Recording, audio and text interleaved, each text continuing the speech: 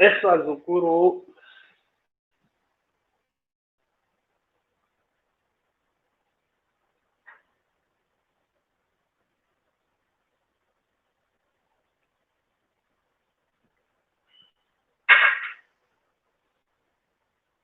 Eswazukuru wasekuru stage 1 2 1 2 1 2.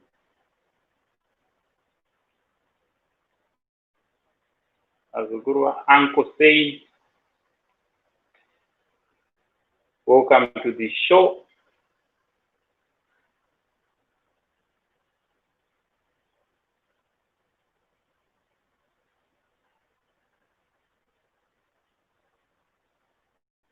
Eswazukuru anenge auya chingonyora kuti present handi kuti tinge ndiri ndinoona kuti ndiani auya vauya vese chingonyora titange nekukwazisana handi tiswedzane handi vazukuru vangu muri kundinzwa zvakanaka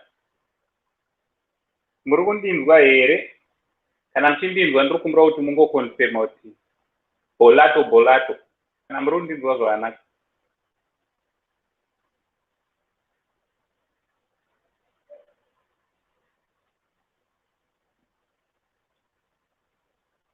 kana muri kundinzwa ndinokumbira kuti mungokonfirma kuti haiwa bolato aditi hai tatagarisa tisina kuita live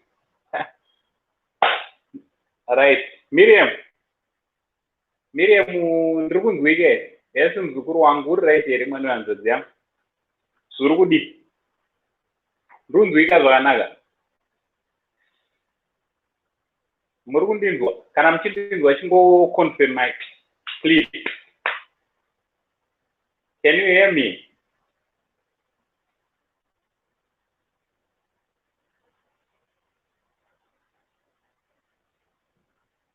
Okay, thanks very much, Lily Masi Zurugudi. Thanks very much, muzukuru wangu. Thanks also for coming. And thank you very much for coming. Zurugu Famber Zaganaka. Hey, Indiana Kuno Pado Pangu in Damsho. Indiana Kunoka.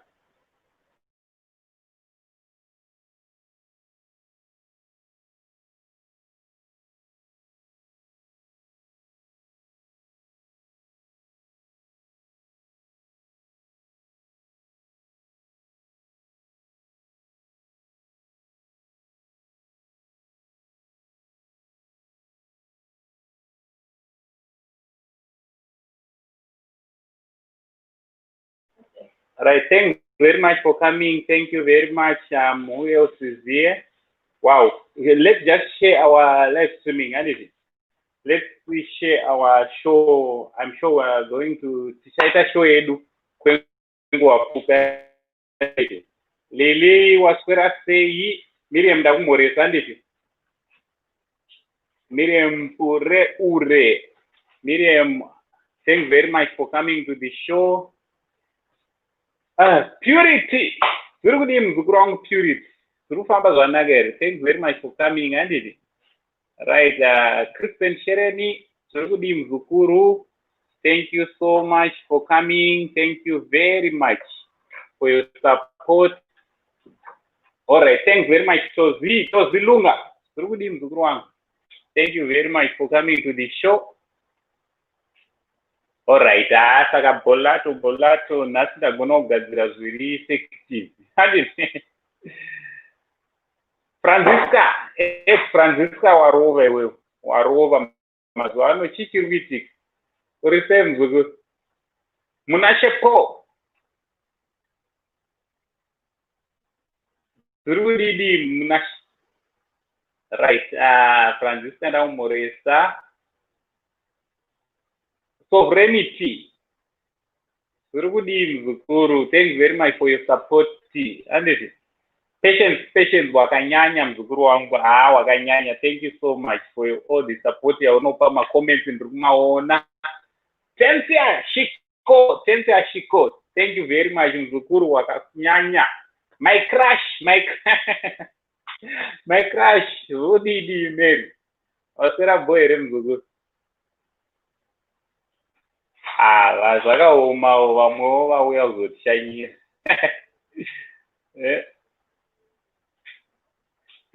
Pamusha penyu nhai panonokewa nevamwewo vekuNigeria. Moda kuwanzwa voice ravo. You from this state? Meremwan. This state? Yeah. You can just go and check inside.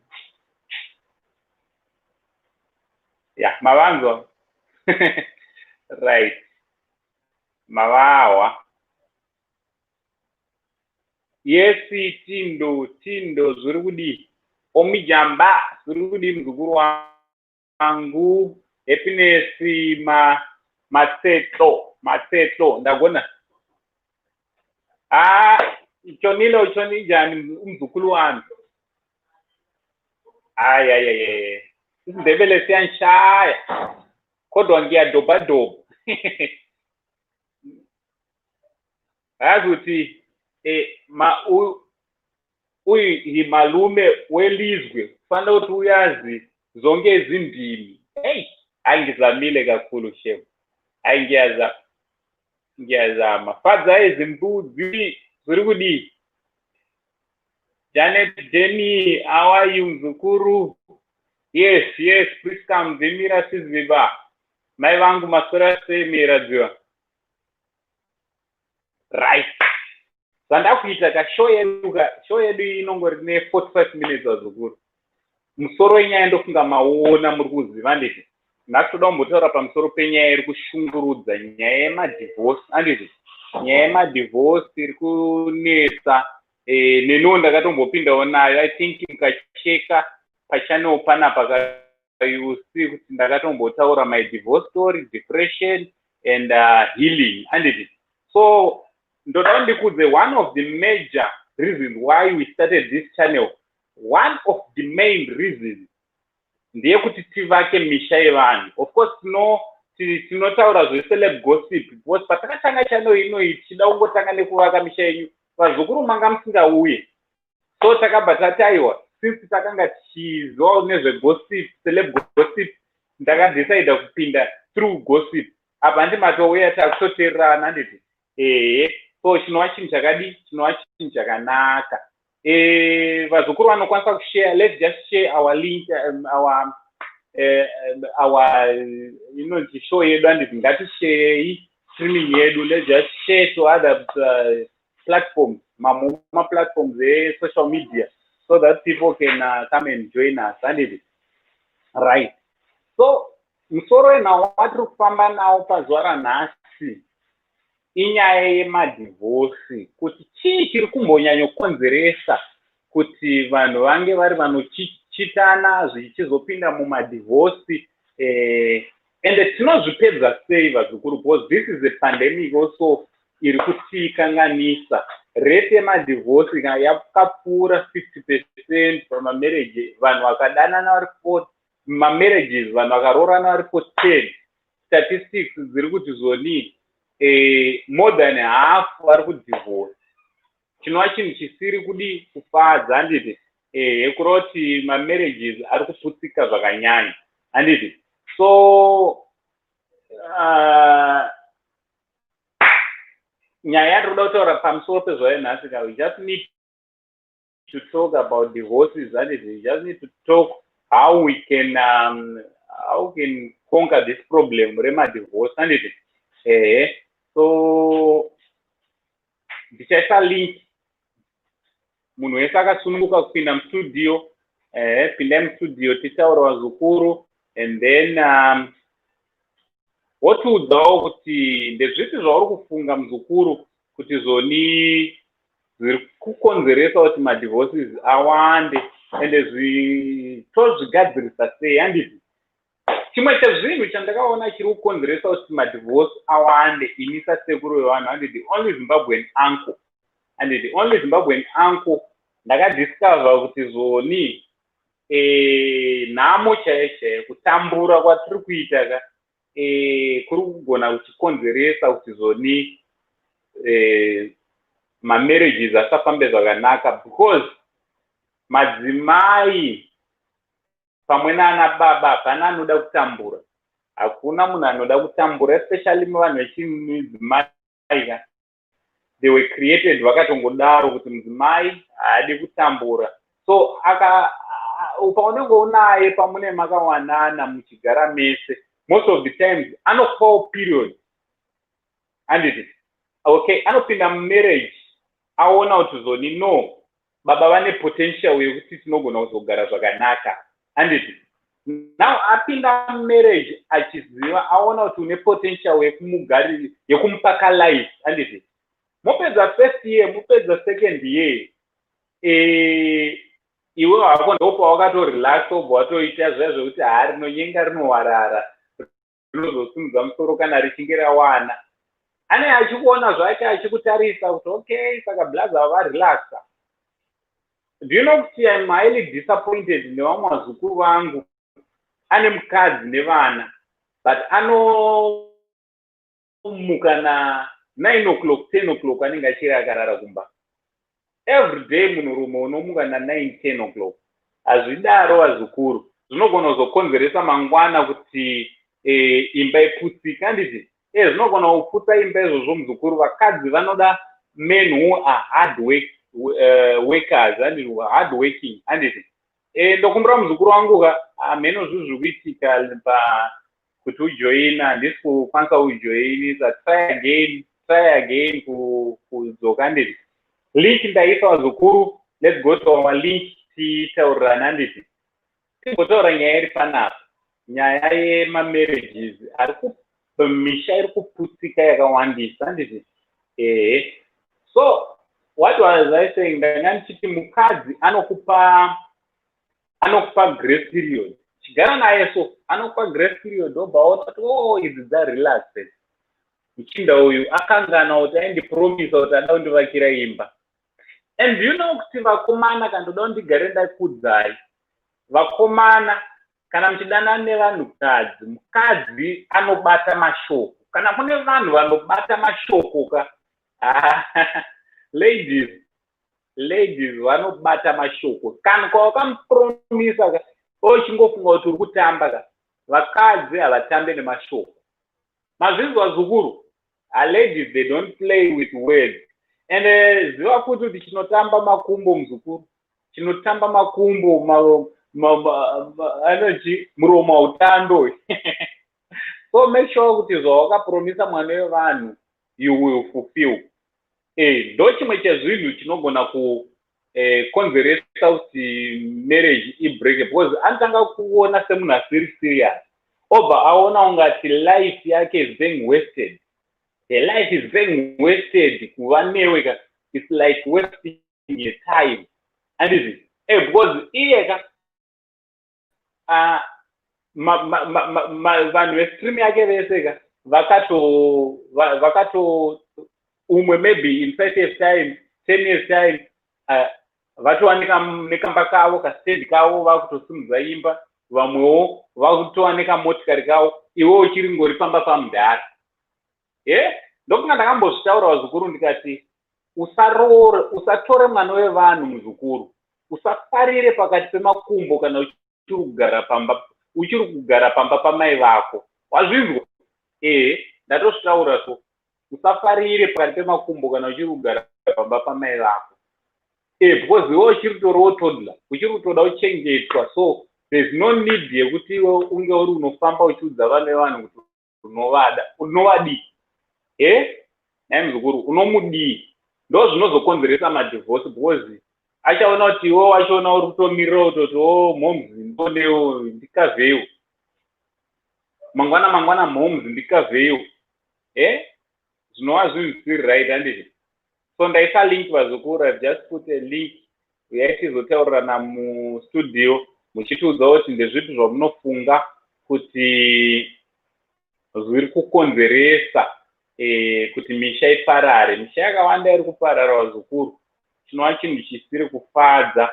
Rate yemadhivorce ukainzwa unotofunga kuti pamwe kunyepa, but zvinhu zviri kutoitika izvozvo, zvinhu vanhu vari kurambana zvisingaite. Handiti? kwemaproblems ndo yandataura kuti kushaya kunogona kuti imba iputsike. So ndezvipi zvezvimwe zvezvinhu zvamunofunga kuti zvingakanganise misha yedu kana kuti zvingakonzeresa kuti dzimba dzinge dziri dzinoputsika? Vazukuru, let's be hard workers. Zvati kutaura kwatiri kuita izvezvika, umwe munhu ane achingoti zvinhu zvakaoma kumana, zvinhu zvakaoma, zvinhu zvakaoma, but vamwe vanhu vari kutovaka dzimba imomo mucovid imomo, covid imomo, umwe munhu akatotanga kutosimudza imba yake yatova parufu izvo tichingoda zvinhu zvakaoma. So what do I want to say? I just want to encourage someone kuti timbogara pasi. So kugara pasi wouya nemaideas ekuti ndoita sei mari, because kuita mari kamuzukuru hazvingori pahard working. Manzwa zukuru, unogona kushanda day in day night uchishanda but uchirova dondo. Manzwa muzukuru, unogona kushanda but uchirova dondo. But itawo maideas anokuitisa mari, anditi itawo maideas anokuitisa mari vazukuru. Manzwa, nzira dzakawanda dzekuita nadzo mari. You can make money online chaichai, anditi you can make money neyoutube chaichai. Do you know kuti zoni people vanhu vanoda kutoona kuti uri kurarama sei iwewe, zoti ukangotora kamera yako yefoni yako yakutoshandisa iwe, ukangotanga ngotiratidza kuti unobika sei sadza rako, tinotouya pachannel totosubscribe tichida kuona kuti okay, saka sadza ndo mabikirwo arinoitwa here. Pane vamwe vandakazoona vanobika sadza ravo richiitwa sego rinoiswa mukaka ronzwinzwi. Tinechida kutoona kuti okay, ndo recipe dzavo dzekubika sadza. You get this. Vamwe vandangoona kuti alright, ko kana uri kubasa kwako iwewe kwaunohasila zvinofamba sei. People can actually pay payoutube kuti vange vari vanokuona uchihasila, anditi? So nzira dzekuita nadzo mari dzakawanda muzukuru, dzakawandisa. Pane macompanies ekutoti mamwe unogona kutoita mari online, anditi online chaichai kuodhera vanhu zvinhu.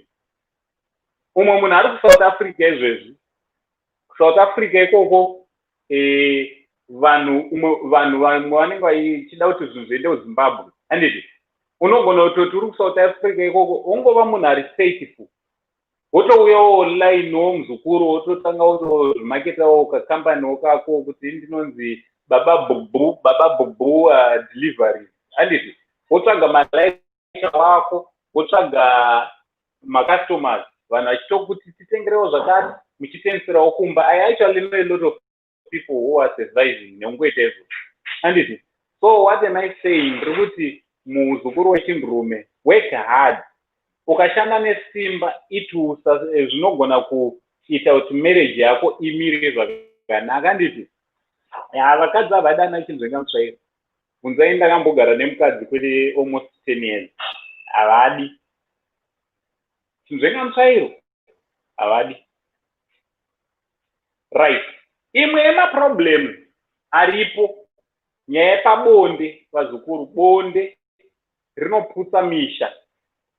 Sesu vanhurume kana ndogara ndichitaura ndichiti vanhukadzi kubva kari kadiki kanotanga kutoudzwa kutonzi iwe donza manhiki matintina, donza zvinzeve. Ipo pavo what are they saying? They are preparing kamwana kuti kakure kakapfeka zvakakwana, anditi kakutotanga kutodzidziswa ndezvesesu zvakanenge achitodzidziswa ipo pai, ndezvebonde, anditi? So vanhukadzi varitori kumberi. Ndosaka muchiona kuti munhukadzi kunyange asati akamborara nemunhu andozva zvebonde kutopfuura iwewe wakarara nevanhu 10. Andozviziva. Why? Because vanotanga kudzidziswa vari vadiki. Ana tete vanotoita basa kutomudzidzisa kutoti murume anobatwa so, murume kana uchienda naye bedroom haudzwe izvi zvinomutena off. Of which isusu vanhurume hatina time yekuudzana. ndokatiri kutaiwa ka inini sasekuru vevanhu ka the only Zimbabwean uncle ndo masuggestions amunofanira mundichita kuti sekuru tidzidzisei kuti mukadzi anobatwa sei, anokwirwa sei kusvika atunda. Vazukuru ini tozwa kuti mukadzi anotundiswa azvazokuti ndamutundisa ka1 akazobatwa nevanomutundisa ka2 kana ka3 paraundi rimwe chete ka ndopaunoona kuti mukadzi anoenda muzukuru haimba inoparara. Mazvinzwa muzukuru, so ivashasha pabonde zipawo zvinhu zvinotena umwe wako oni kwete kuti zoni kungoita ungati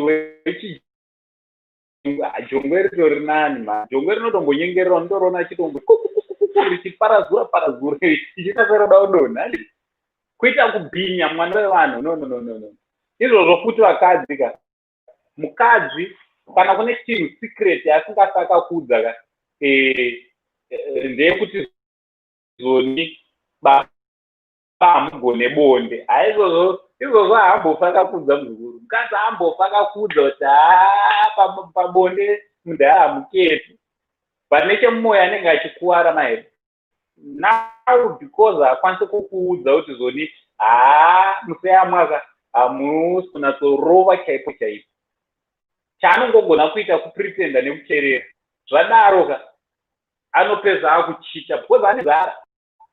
So vazukuru dzidzaiwo kugona chimbogara pasi kubvunza. Vanoziva kuti ndinovakomana vamwe vakatombozondibvunza ende ndinodada navakomana kuti sekuru tidzidzisei kuti vanhu musikana anobata sei mukadzi anobatwa sei kusvika wazosvika pakuti wakurara naye. Vakadzi ava asitokorarwa harisi bhasikoro rinongokwirwa ngozi aiyo munhu anoprepewa handiti because zviri mumusoro muno. So ukasamuprepeya zvakanaka muzukuruka pekuti zvinofambe zvakanaka mudzimba zvokonzeresa kubreka kuti mumwe wako anopedza akuchita inzara imwe handiti hanzi naSlim Shamiso June hanzi the best mistake yatinoita kuroorwa tisati taibva. That is very true. Nowadays kuri kuitika nyaya dzekukurumidza taroora handiti nekuroorwa. I think ndo imwe nyaya yakaita kuti marriage yangu kuti inge iri inoputsika because I got married at the age of 23 and she was 18 handiti kureva kuti anga asati aona kuti zvinhu zviri kufamba sei. Pende neniwo futi ka at the age of 23 ka ndo pandanda kuchitanga life manje kuti life inoitwa sei ndo ndakatanga kushanda ndichiri mudiki handiti ndo pamwe pari kukanganisawo panhau yedu yechidiki akatanga kushanda anotanga kufunga kutsvaga mukadzi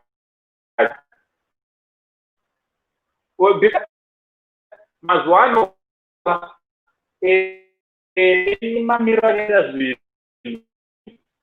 unoziva kuti aidonesi umwe ndori kutumira kuti akurumidze kutanga panyaya dzepabonde pane zvekuita handiti ndino kuti zoni munhu asiri kushanda ane energy yakawanda bhozi dzikangogasadza dzikaswera hadzona dzakarara pfungwa dzake dzinenge akazochiwanikidza nekumitisa kawanda basa zvino zvinenge zvichitokanganisa. So nyaya yataurwa naSlim Shamiso hanzi mistake yatiri kunyanyoita ndeyekuroora kana kuroorwa tisati taibva.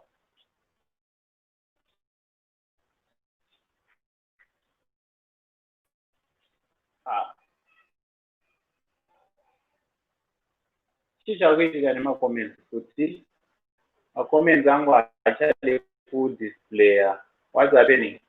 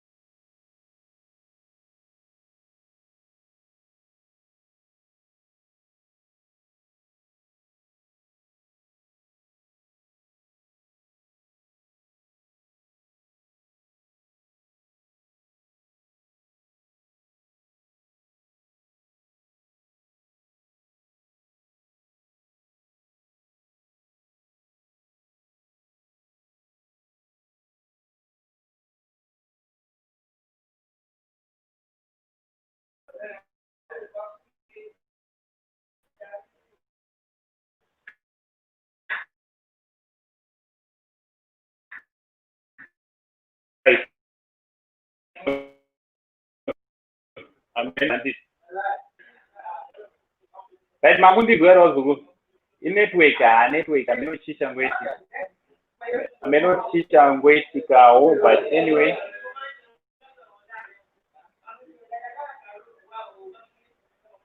right hanzi hana Mary muzukuru wangu makundizwa ndizvo hana Mary bote hanzi munhu ngaatange kuda makumbo une ka 1000 US muhomwe yako yekuzvirorera kuti imba imire. Yeah, that's very true.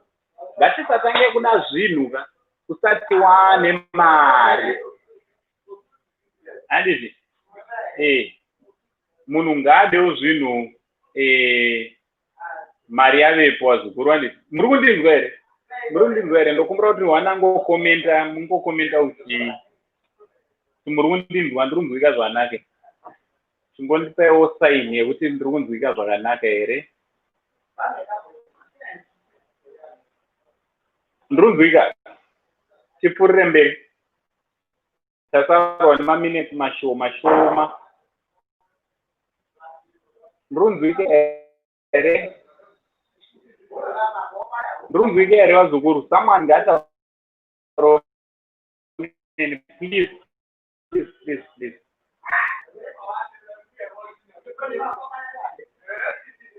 All right, thank you very much.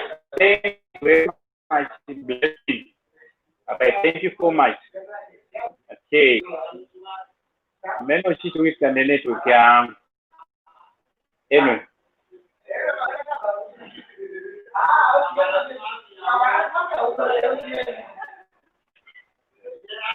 Right. Pana arikuda kupinda mstudio. Pana ada kupinda mstudio here.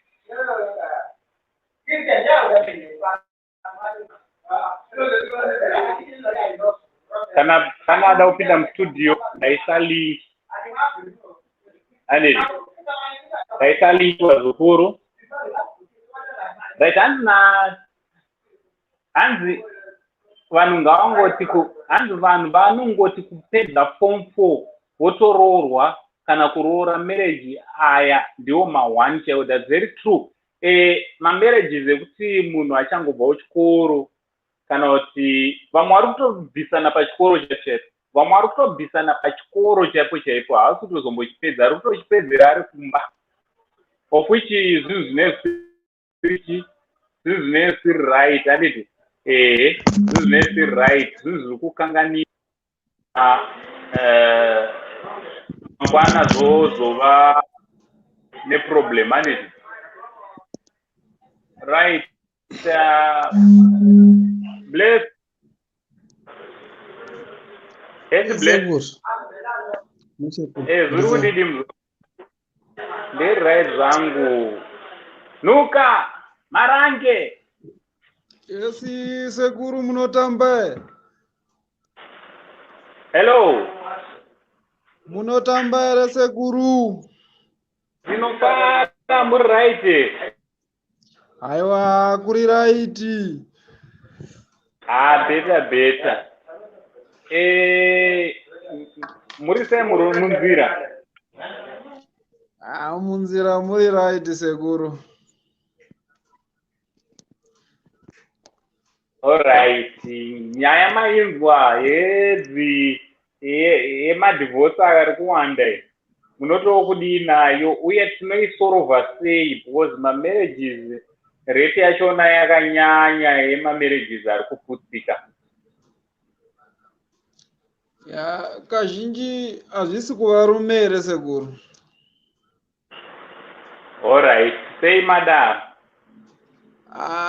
Tine zvimwe zvatinoona vafana vechimanje manje vari kuwanza maziso kutarisisa vachifunga kuti zvavakaita hazvisizo zvavaifanirwa kuita. Alright.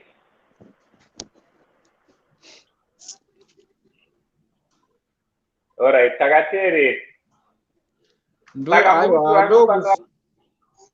Kufunga kwangu kwandinoita plus vamwe vanoroora pfungwa dzisati dzanyatsokura, because munhu anoroora umwe anotizirwa ari form 3, umwe anotizirwa ari achingopedza form 4, Saka zvinova zvinhu zvinozoita kuti dzimba idzodzo dzinozoita dzichinetsa nekuti uyu anenge achiti ndaitamba uyu oti ndaitamba, saka panenge pasina kubatana kana kukura kana kungwarira kwakanyatse kudai. Yes, that is very true. Paage iyoyo vanenge vasati vakugona kunatsomaker madecisions chaiwo chaiwo. Nekuti unoona twapfanha tunoroora kari form 3 kachingopedza kuroora pasina 2 weeks unotonzwa kuti vanhu vakurovana vakumhanyisana, haazivi kana kuti kunotsvagwa chikafu ndekupi kana kuti matsvagirwo emari atotengerwa 2000 naamai. Saka panoti netsei. Yes, panonetsa Zvinongoda kuti ipapo zvongoda kuti munhu kana uchinge waita zvekuroora, ndosaka zvainzi kare zvaigadzirirwa munhu wokura ende zvonzi munhu ari kugadzirira kuti iwo aroore, oroorawo akuziva zvinoitika mukurarama ende nemaitiro nemafambiro eupenyu. Yes, that is very ndo zvandinongofungawo hangu, kufungawo kwangu sekuru. Aiwa, pfungwa idzodzo ndo dzinotimaka, ndo dzatiri kutoda, ndo dzatatounganira. Right, Bless? Yes, kule. Mukuru wangu zviri kudii? Mushe kuri sei ku KZN? KZN kuri kunaya zviri kutobhowa. Yeyi, regai naye mvura ndo yatinoda. Right, apo nuka watiza. Ranga abatiza. Atsangapedza nevo marange. Right, tiri ipapo muzukuru, nyaya wainzwa iri mudariro iri kupisa iyi yekuti dzimba dzaparara. Chii chiri kukukonzeresai kuti musiyane nemadzimai uye tinozvigadzirisa sei? Inhangu sekuonawo kwangu kule chiri kuitika nechekudai sezvambotaurwa naMarange hongu. Vazhinji tiri kuroora tisati taibva. Pane munhu ambotaura yake komenti yekuti vanhu tikuroorwa kana nekuroora tisati taibva, pfungwa dzisati dzakura. Iyo ndo imwe dambudziko rokuitika marriages achiri madiki. Then chimwe chinhu chinozoitikawo ndechekuti tinozoti tichiputse marriages kuri kunzi makasimba mese muchiwirirana zvinhu zvacho zvichiendeka. I think munozokurawo pekusvika pakunyatsoziva kuti this marriage tikafamba nayo kusvika patinotiripo, but chinoitika manje uyu anenge achida zvake uyu achida zvake, saka imba iyoyo inenge ine mazvake. Saka ndo panotangira mahwana acho manje. Yes, that is very true. And then uri kuona kuti ivava futi ndo vanotadza kuzotundisa vakadzi. Uri kuona kuti pane ndakaita maresearches andakaita, ndakadiscover kuti vakadzi vakawanda vari mumarriage havatozive kuti kunonzi kutunda kuita sei. And it's so disappointing. Kuti zveshuwa here mukadzi anoraewe sei manje kana kusvika pakufara, because pakutunda paipaika ndo pakufara. Handizvi? So mukadzi kana akangonzi papapapapa chibhubhubhu obva atosiyiwa, time yaunotunda iye ndo yaanenge kushanda kuenjoy. Uri kuona? So zvikaramba zvichiitika for years and years, mukadzi anosvika paanoita give up kuti ndazvitadza. And have you discovered kuti nyaya iyi iri kunzi tirambe tichisimbisa yekutundisa vakadzi, mukadzi ndo nyaya yaasingazombofe akakuudza. Nyango vanhu vachinzi varambana, kazhinji vanhu kunonzi kudii, vanhu vachinzi varambana zviya izvi, kumubvunza kuti nyaya yachona api, munozodzinzwa dzakubuda kuti inini pabonde ka, akashinga chaizvo anotaura kuti inini pabonde ndanga ari kumahwana. Mbuya atawa ndinogamuchirai. Maswera sei sekuru? Aiwa, ndaswera. Maswera sei muzukuru wangu? Network yangu haisi kuita zvakanaka, regai ndingotaurawo zvandinofungidzira, maybe network yangu ichiripo. All right. Marriage inoda kukura sekuru, nokuti marriage chinhu cheupenyu hwese. Saka hachisi chinhu chokuti regai ndimbopinda ndigobuda, chinhu chokuti unofanirwa kufunga nezvacho usati wapinda machiri. Therefore, Yes. munhu anofanirwa kuva matured. Murume anofanirwa, mukatarisa marriage dzekudhara, murume anenge ari munhu muhombe, maybe for 10 years older than mukadzi. So kuti manje mazuva ano unotoona kuti mukadzi maybe ndiye muhombe, murume mudiki. Woona kuti mumwe anototizirwa nesechero yemabhuku kuenda kunoroorwa nayo. Marriage yerudzi irworwo hapana chawati waona, hauna kumboshanda, hauna kana dhorobha rawakamboenda, hauna kana chawamboita muupenyu, kana kuzvitengera kana pata chairo. And then woona kuti munhu iyeye anoroorerwa kuti sesu tiri kuno kunze kwenyika, mwana wangu anotoroorera musikana kuti mai vangu vari kuSamoa. So marriage dzerudzi irworwo, inini kana ndiri seni, kana watoroora ini ndakukupa musha wako ka handiti. Yes. Nokuti wakura.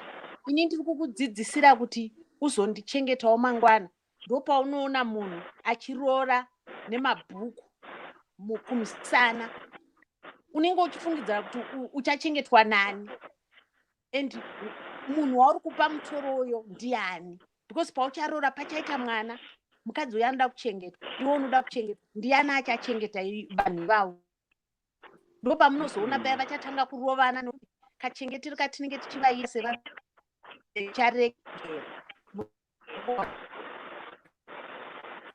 Nazviye zvisisiri vanotanga kurovana, muri kuona, vanotanga kusaremekedzana.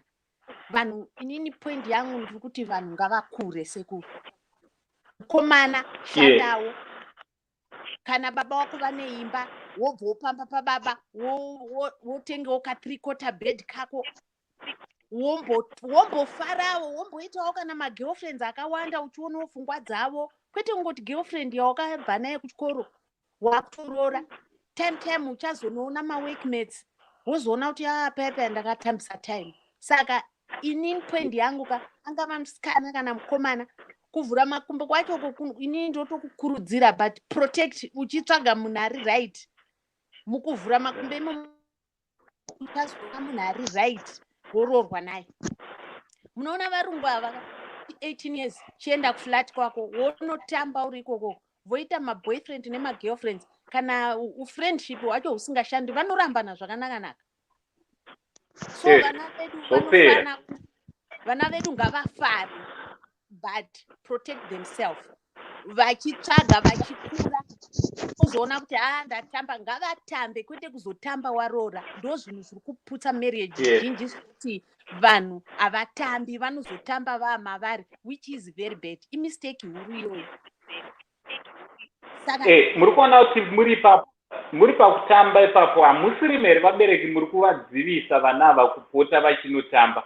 Because ini ndiri baba vevasikana vatatu. Handifunga kuti ndingazotendera mwana wangu musikana kuti abude achienda kunoita zvaanoda. Hapasiripo here aisinyaya kuti ndiri kuti vasikana vave nefreedom yekuti anenge asingazivi zvaanoita. Sekuru kana kutamba, pane age yatinosvika pakuti kana ari kuchikoro, I will be very strict.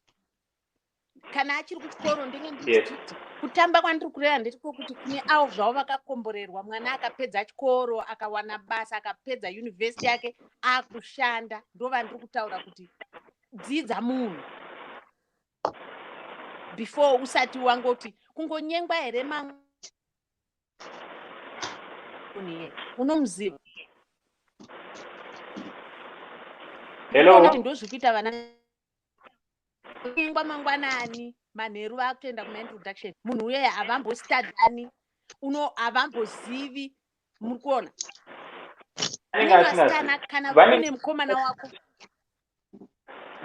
mati vachiri pastage yeinfatuation yekunakirwa bebhi wachinakirwa nemuchinda wachangosangana naye, votoita rush into marriages. Yes, munoona sekuruka mwana akaroorwa kuma 25, 26, unonyatsoona kuti mwana wangu waibva. Even kumusha kwaanoenda ikokoko, unonyatsoona, munoona ma21 awa 20 years, 18, even isusu vabereki tinavo mumba, totongoona kuti zviri kuitwa izvi.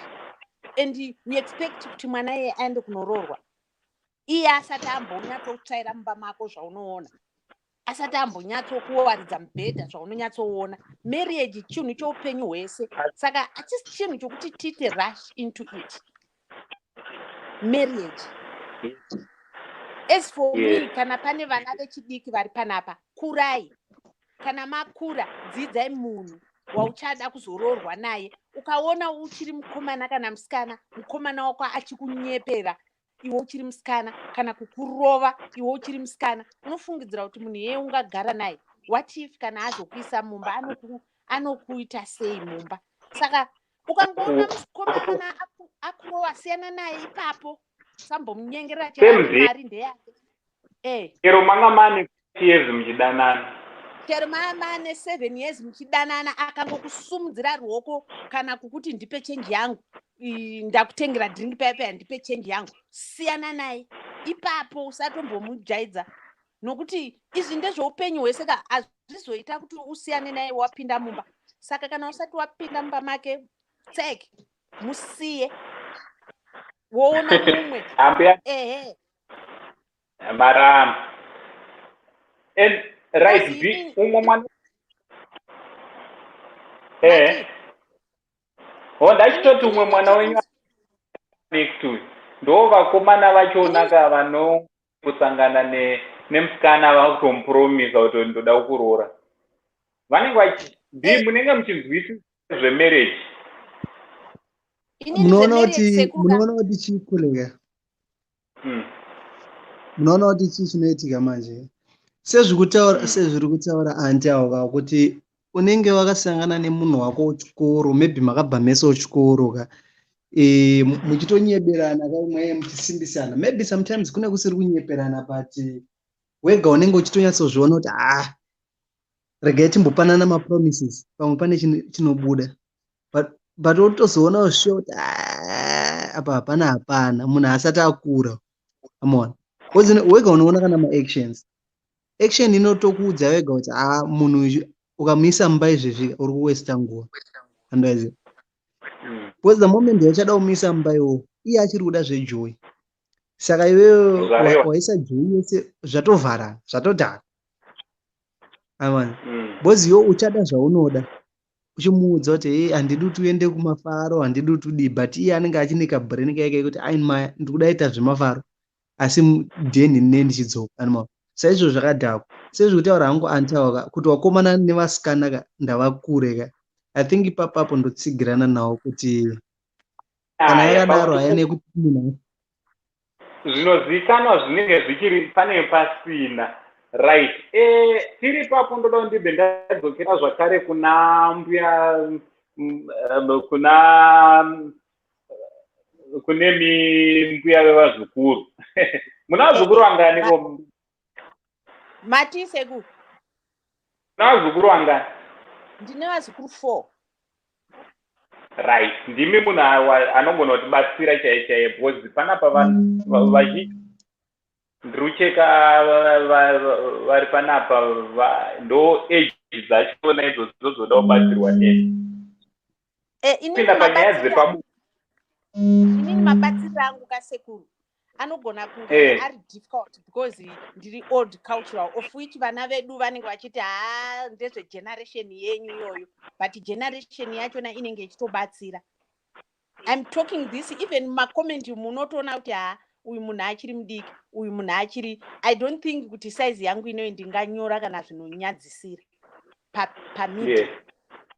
Saka tinogona kuti dai vana vedu madai ka wotozongoona kuti generation yacho inogona kutozonyora mucomment imomo kuti zvakadhakwa zvamunotaura izvi ndezvekudhara izvi, but zvinenge zvichitobatsira kune vanenge vachiti zvekudhara ndo zvakakusastenai andi ndo zvakakuchengetai, ndo zvakachengeta namai vedu kusvika nevarume nerufu handiti.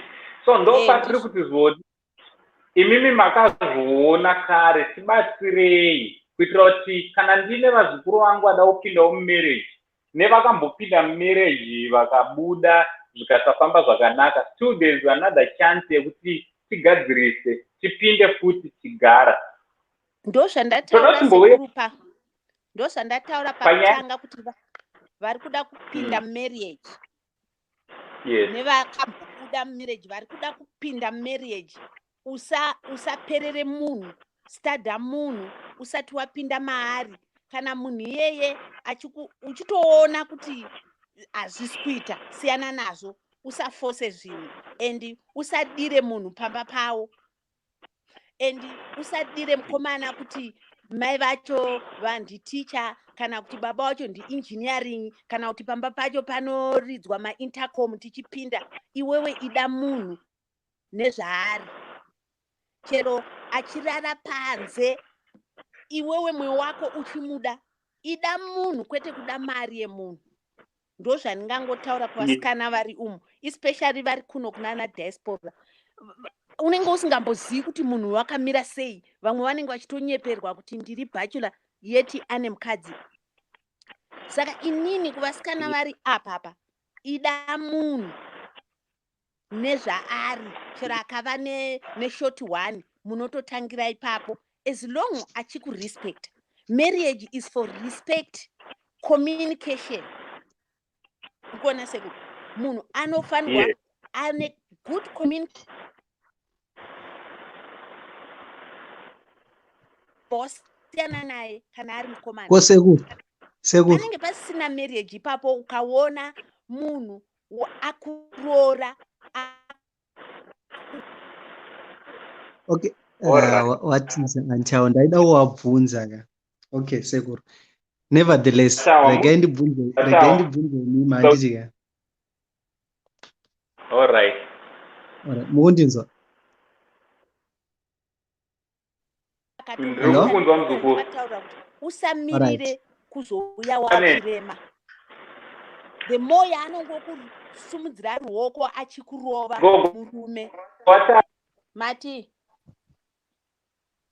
Hello. Hello, Pindwa aikambundo oda kubvunzwa naB. Pane mubvunzo wauya asati akangana. Bvunza henyu. Okay gogo. Dauti mubatsire ndimi wechikuru kana sekuru apa handiti ka.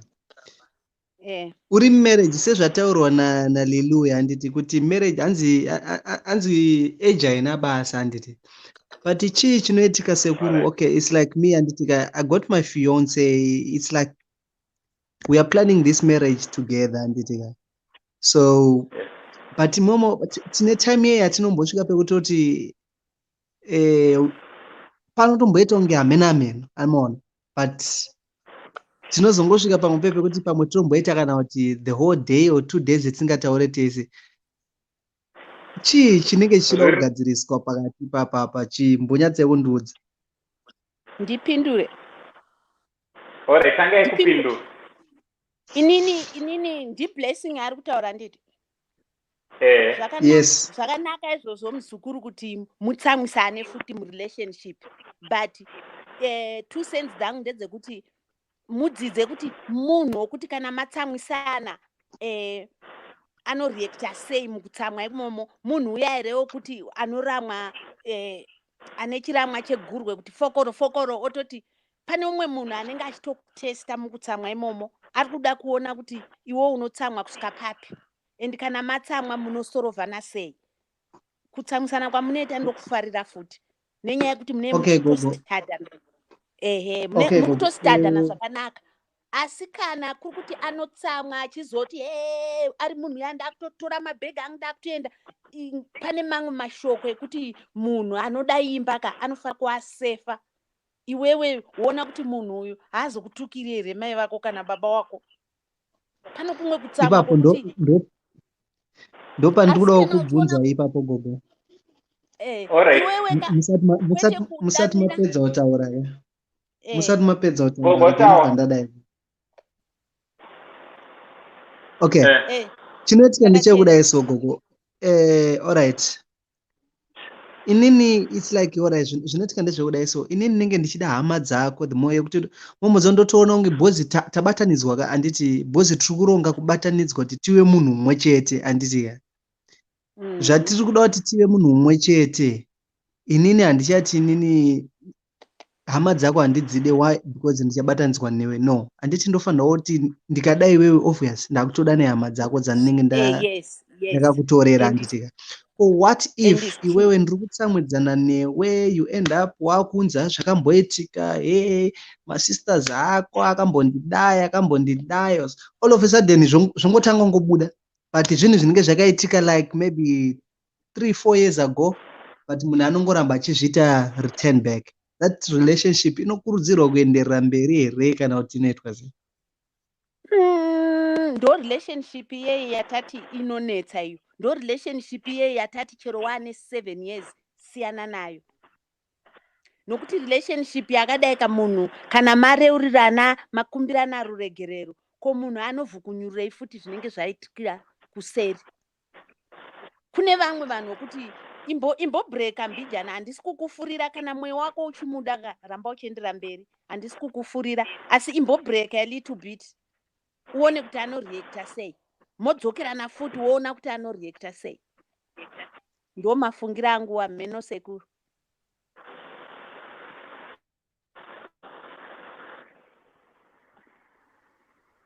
Sekuru taura henyu. Alright. Ndrodiscover ndakangana. Ndakangana kumurundinzwa ndeti. Ndakangana kuchaja tu. Ndrunzwika. Ndrukunzwa yamheno kuti Blessing abatsirikana Hello. idea yangu. Ndrukunzwa. Ndrukunzwa.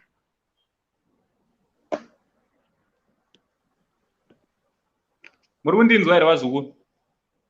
Turikunzwa. Yebo, murikunzwika sekuru. Ndrukunzwa.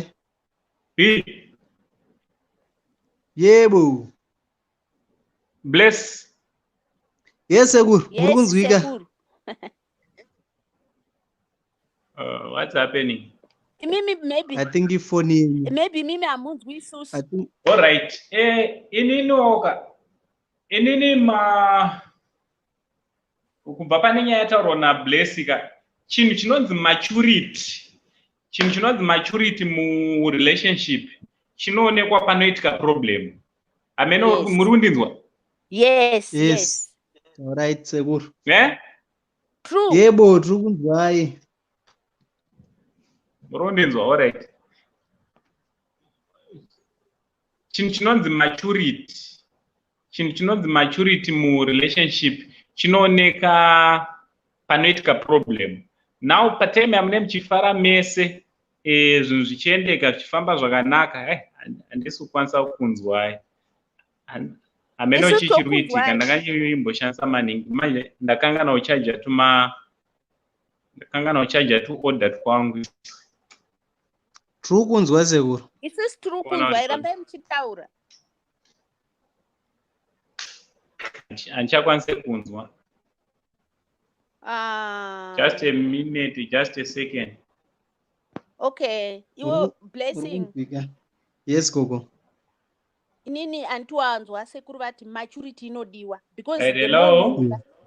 Hello sekuru. Yes. Sekuru tiri kunzwa itaura. Murundinzwa? Muri kunzwika sekuru. Alright, kana muchindinzwa zvakanaka. Nyaya yandachida kutaura ndeyekuti nyaya yematurity handiti. Pano mukada kuziva kuti ndeupi amature kupfuura umwe pa every relationship. Pakaitika problem munhu anotanga kuapologiza. Ndiye munhu anenge amature yeye kupfuura umwe. Manzwa zukuru? Yes. So munhu waunenge uchidanana naye, munhu wauri kushamwadzana naye, ukaona always panoitika problem iye asinga admite kuti ane kukanganisa kwaaita, always kuapologiza zviri kungobva one way, ipapo pane problem wazukuru, pandori neproblem chaiyo chaiyo. Murunzwa zvakanaka? Yes. So what am I saying? It seems that handichakwanise kunzwa. Just give me a minute nditsvage my hands free handed. Ndiyatawa munogona kutaura zvei? Sare tichitaura hedu. Yes. Just a minute nditsvage handiti blessing. Okay, saka gogo Unoona, mamuchiti chii gogo? ndandichiti maturity inodiwa. Iwewe ukaona fiance yako kana mwe wako pane zvimwe zvinhu 2-3 zvaunoda pari, kana uchinyatsoona kuti zveshuwa munhu uyu ndomuda, and gara naye pasi, be open to her, tell her this and that, I don't like it, and woona kuti anoreacta sei, and womunyatsa Okay. mutaurira kuti inini handisi kuda zvekupinda nekubuda, ndiri kuda kuti kana ndapinda, problem imwe yandinoona varume hamukwanisi kuita open, gara naye pasi, kana matsamwisana mupe time yokuti aite cool down, and then womufonera, we need to meet, kwete kusangana kumarestaurant, pamunenge muri private mumba mako kana kupi, and unenge wakanyora 2-3 items zvinhu zvavo manotes, womutaurira kuti kana uchida kuroorwa neni 1-2-3 I don't like it totally, woona kuti anoreacta sei, womuudza kuti take it or leave it. No, chiri kuitika gogo ndechekudai so. Unaona ka? Yeah. This lady ka it's like takatopropose animaiziva. Yes. Takatoita maproposition everything and my introduction chichi zvese zvitori in order. Anditi ka? Yeah. Saka manje chakuitika ndechekudai so. Taingoti maybe pakutanga inenge ingoriwo pamwe kuti wose zvimaidheta because mumwe anenge ari uko mumwe ari uko handiti. Unenge uchiti maybe it's because of distance. But then you find out kuti no, pamwe distance haisiriyo, wamutora munhu wamuunza mudhuze maamese muarea ari kugara musame area newe, but still zvinhu zvacho unoona kuti hazvisi kuchinja handiti.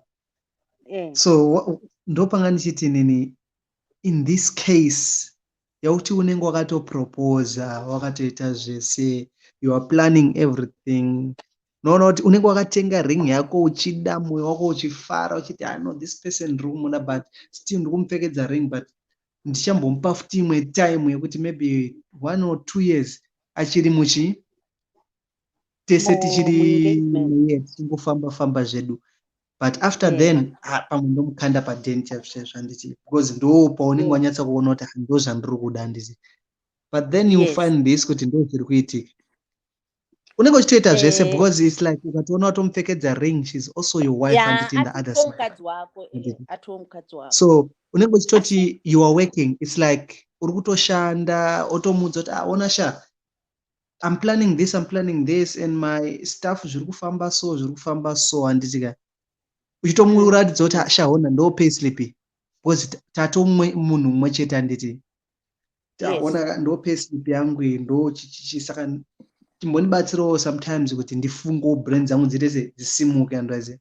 But you find out kuti maybe zvauri kutoita maybe wakumupa nyembe dzakakwirira kudarika dzanga anadzo ka, but munhu wacho anozongoereka naangotanga kungoita tuma attitude tumwe tisinganzwisisi. Sandopanga ndichiti nini in this case ameno kuti hapaziripo here pandati nini wadii kumbogara naye pasi, iwewe wochinja maitiro. Patiri kutaura panapa wanikwawo nechimwe chauchabuda nacho, wochinja mafambiro, wogara naye pasi, womutaurira kuti aiwazve ring yandakakupa iyo ingori ring, ukaramba uchidai so inini ndokwanisa kuchinja maitiro angu, woona kuti anochinja sei, womuudza kuti nini ndakatarisira kuroora munhu akadai, because iwewe ndiwe chain, ukasabuda pachena paari kumuratidza kuti iwewe ndiwe baba ka, problem iyi haimboperi. So kutaura kwauri kutoita uku kwako zvinotoreva kuti zviri kutokudya mbijana, wakutotya futi kuti munhu ndikamuroora zvinozoita sei mangwana. So be open to her, open chaiyo kuti unotomudza kuti ndinogona kungokurega neringi iyoyo wotongogara nayo yatoo yako, ndinogona kutotsvaga umwe anondinzwisisa, because marriage ndoda kugara nemunhu anondinzwisisa, anoda nezvangu, asingandipi problem. Mutaurire izvozvo, toda kuti udzoke pano uchizotaura kuti zvinhu zvachinja, anochinja because iwozvo kuti kwai kune ring kune vanhu vakarambiwa iwe musi wemuchato chaiwo chaiwo kune vanhu vakasiiwa imomo muplatform medu kune vanhu vakasiiwa vavakadzimba iwe. What is ring? Iwewe chandiri kuda Pauri Blessing ka udza musikana uyu chokwadi sokutaura kwauri kuita pano. Wakambomuudza here matauriro auri kuita pano? Mona. Alright, ndimbotaura. Madzoka seko. Alright. Taurai.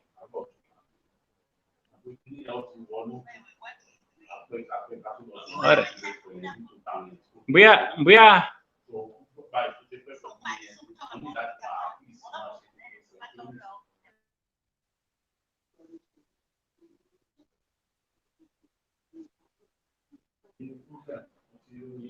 Alright, maita basa ka. Nyaya iri panapa. Ini ndibuda hapo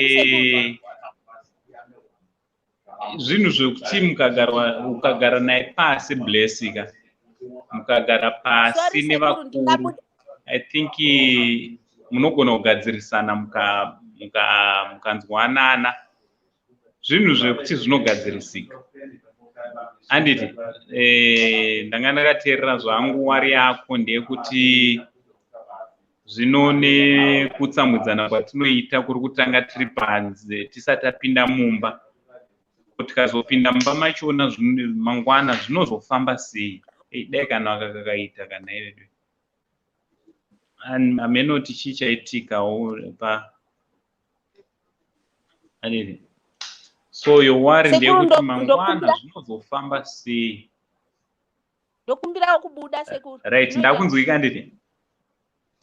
Ya munzwike. Tukunzwa but. Hello. Asifoni yenyu iri kubreak ameno sei. Tokunzwa asifoni yenyu iri kubreak. Muri kunzwika.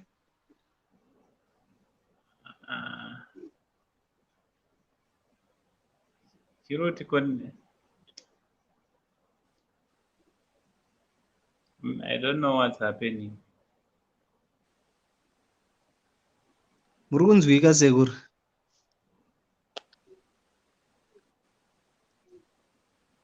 Taurai sekuru muri kunzwika.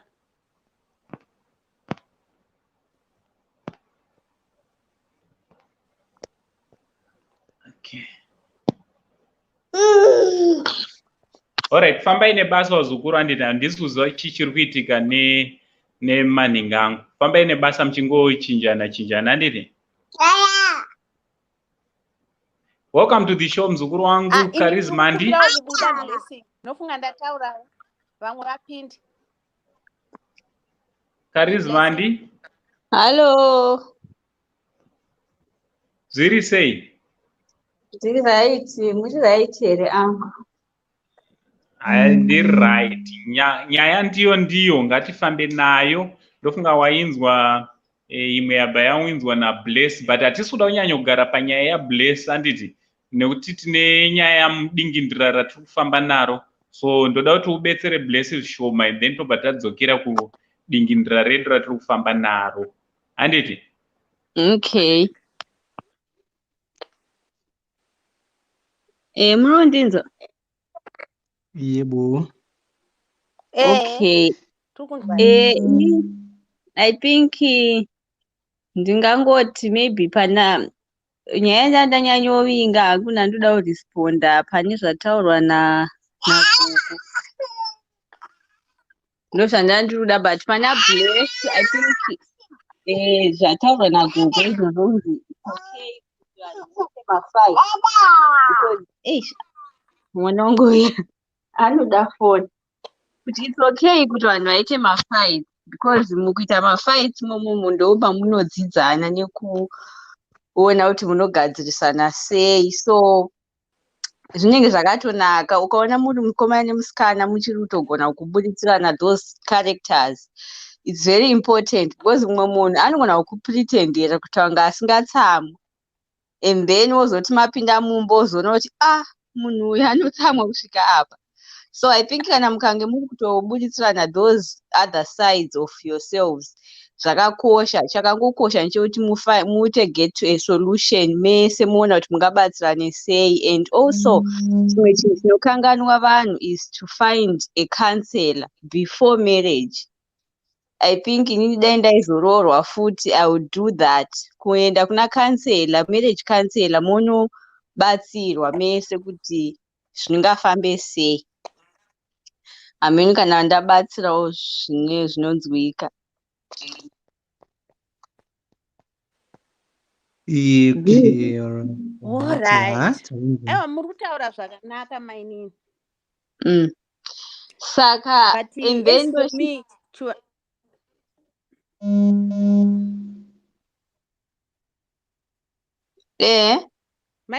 maini muchiri kutaura here? Kana mamuda responda ndapedza hangu pana B. Alright, ndaichida kubatai mbijana ndisati ndapedza kuti shuwa takamboitawo vakomana nevasikana tichiwandirana mumakwenzi. Tobva tasvika pakuenda kunokanselewa. Ingava marriage here yokuti imi muchiri mudondo makuenda kunokanselewa. Garai pasi mutaurirane mukanzirane kana zvichinge zvatoramba muri vavirika muchiri mudondo zvoreva kuti even mukapinda mumbaka imba yenyu inogara ichingonzi handei kwasekuru handei kwaatete zvinova zvinhu zvatati hatizvidi. Dzidzanai muchiri kunze ikoko, mukatongotanga kusadzidzana muri kunze ikoko aiwa ngazvigare.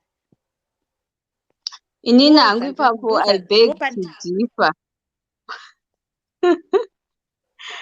Hello.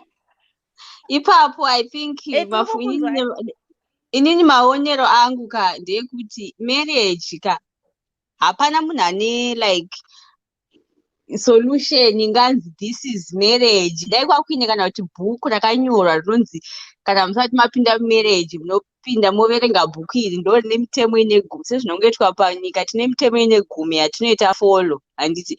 Saka I think kuti kana ndichiti counselor ka I'm not saying kuti ngatiendei kwambuya kana kuti kwatete. I mean to say kuti ngatiendei kune mumwe munhu asina connection neni, asina connection nemukomana, anenge ari kunga neutral. Handiti munhu uyu basa rake anofanira kunge ari munhu wekuti ane experience and anogona kuteerera kana vanhu vachitaura. Because neimwe nguva muri tuka munogona kungopeshana motanga izvo zvaitika kuti makutanga kuudzana kuti sisi wako wakazondidai uyo bva ati newewo mbuya wako wakazondidai.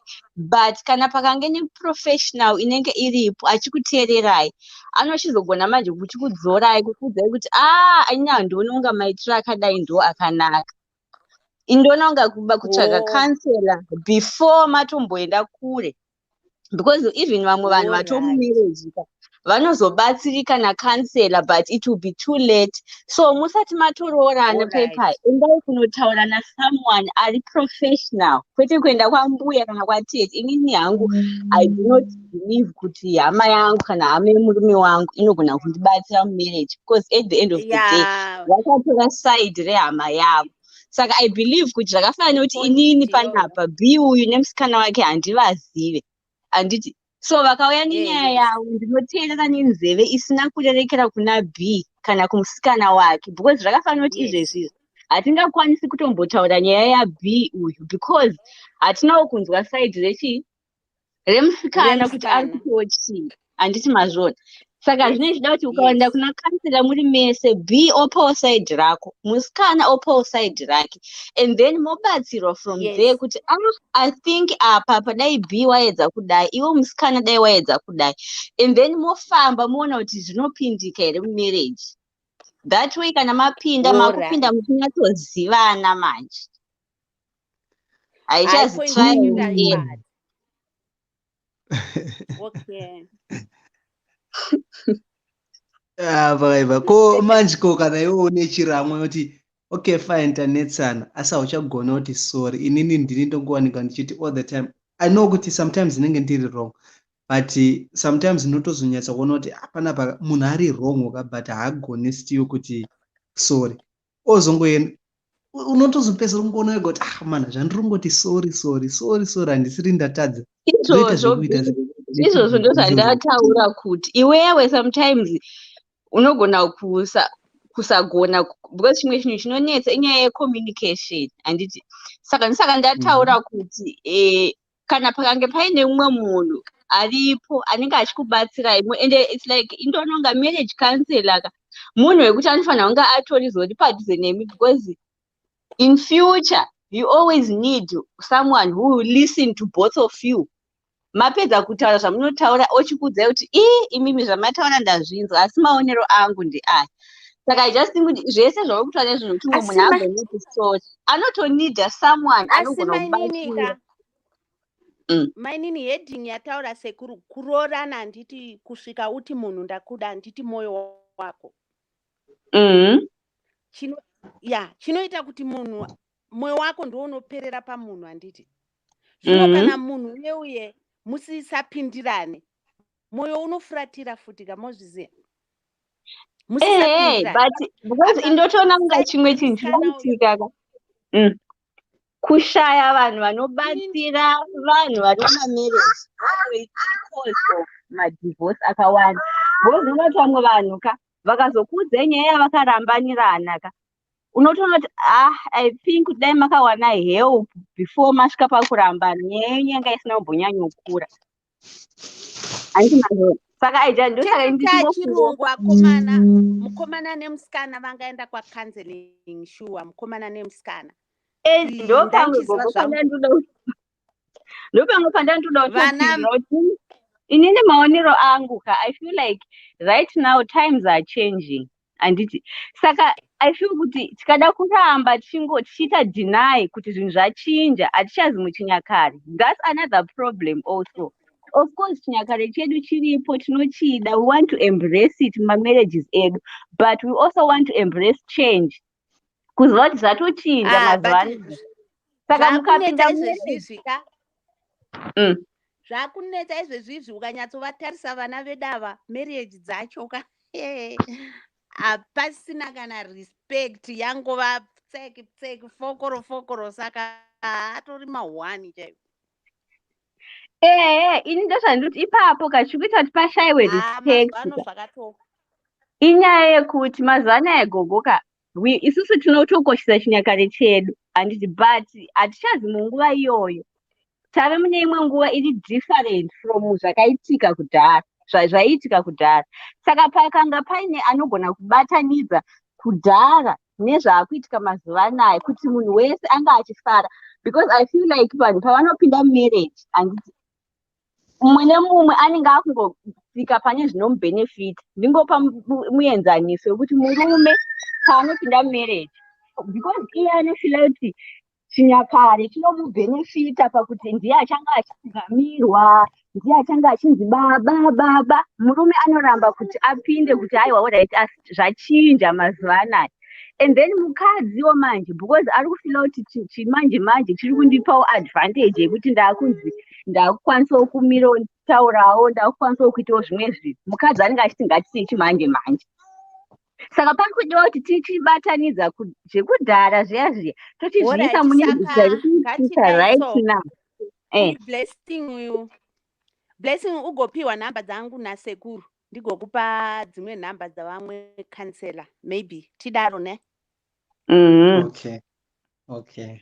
Ameno Blessing ukapiwa kana kuti ugopiwa nhamba dzangu nasekuru ndigokupa nhamba dzevamwe counselor vandinowanzoteerera zvangu kwaTete Tilda ndigokupa nhamba dzavo maybe unogona kubatsirika wovabata wotaura navo problem yemu vanotogona kufonera muri pamwe. Ameno kuti unogona kubatsirika. Ameno menini I think ndo angatogona kutobatsirika nawo. Hello, muchiri kundinzwa? Ndikunzwa ndati I think mune matomubatsira because zvakakosha kuti vanhu tibatsirike because kana tikange taona kuti tatadza kuwirirana isusu tega taenda kwacounselor tatadza futi kunowirirana ikoko it means kuti there is no way hatichazowirirana.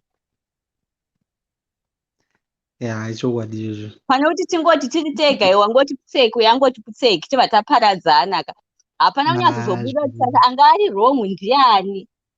anga ari correct ndiani, ari kufanira kuzvigadzirisa ndeupi? Ya, ipapo muri right.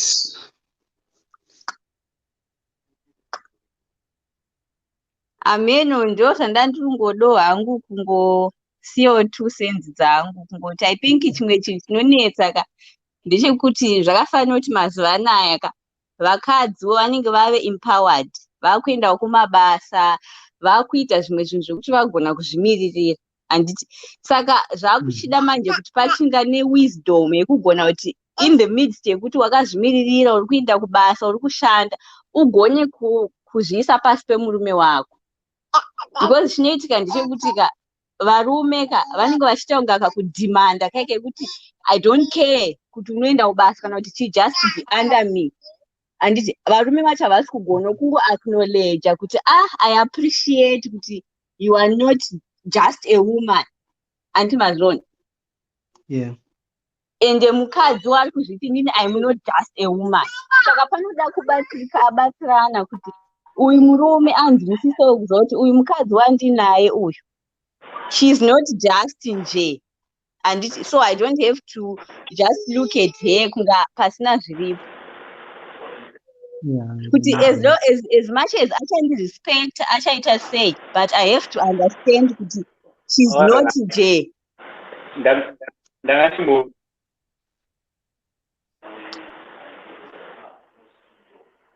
madzoka here angu ndataurisa nhasi ndichikumirira.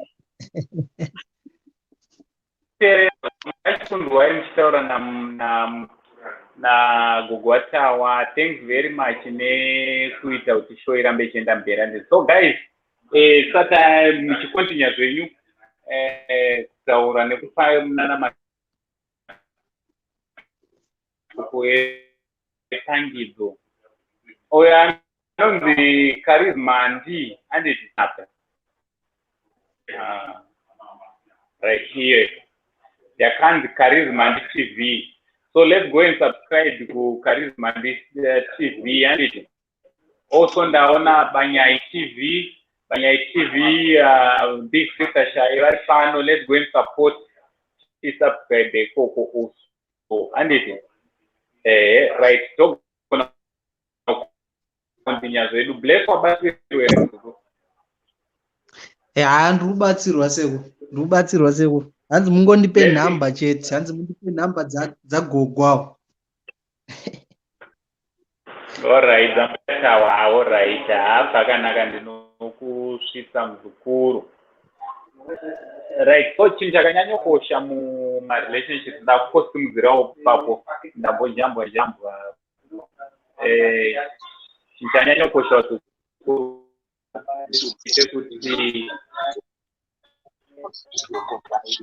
murelationship ngative vanhu vantuwa ukaona kuti paitika problem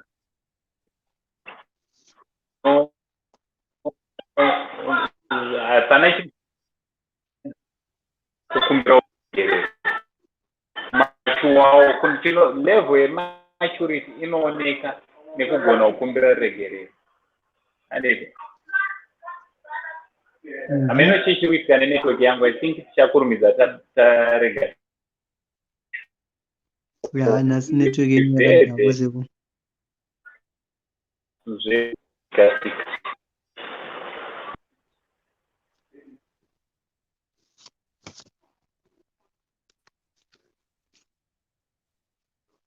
Amen.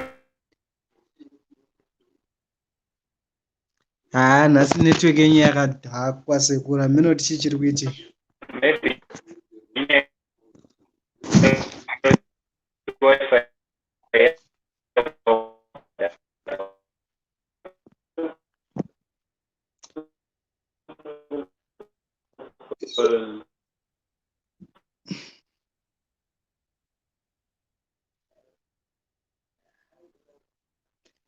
Hamuchatombonzwike zvenyu sekuru.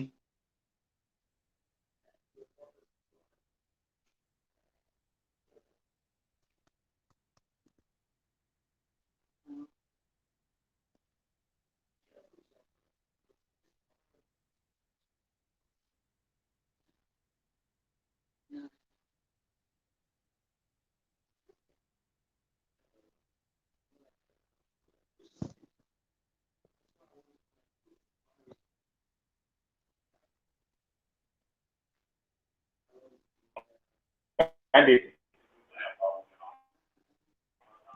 ngatite part 2 yesemsoka weekend so mberi topic yedu. So bless thank you weekend Saturday on let's do it on Friday. Hello. Yes, Ever.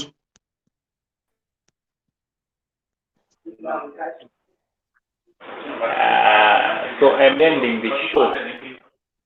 Or end up see so continue on Friday. So it's a party 2. And it